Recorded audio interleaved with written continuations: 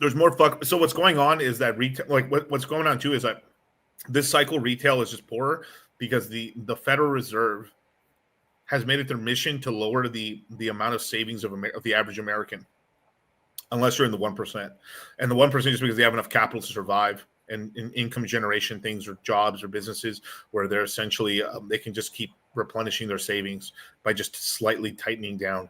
So essentially, U.S. savings went up to a peak of 20%, and they dropped it right now below 2%. So this is why they're talking about easing. So because during COVID, people got scared and started saving money. Americans can save money if they need to, and they did. And as a whole, middle America started saving money, putting money away, and they were like, "Oh my God, there's so much money out here."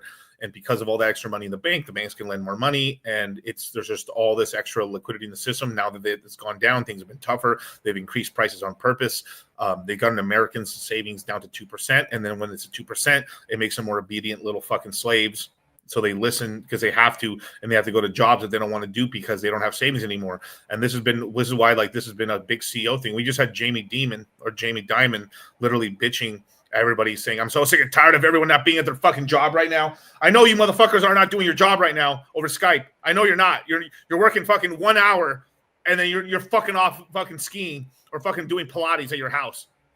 Get to the fucking office right now." And like all the CEOs are doing this shit right now because they know that these people are essentially building a secondary income and don't need them. And then at some point they might be able to just leave the job entirely.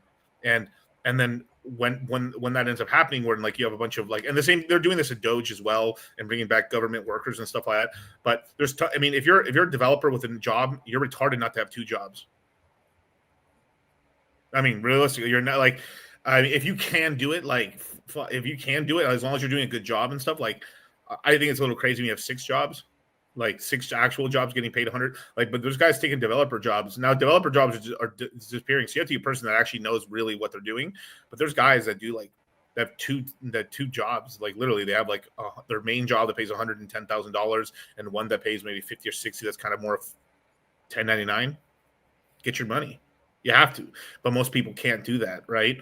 Or they're doing something kind of not illegal, but it is the sort of thing where like, if they're paying you to do it and they're not firing you over it, then it is what it is, kind of, in a way, Yeah, well, and like it's about productivity more than anything. As long as you are doing the job that you're hired to do, and nobody knows what any worse about it, then yeah, you're efficient. You have time to do the other one, right? Like it's just a matter of what you can do.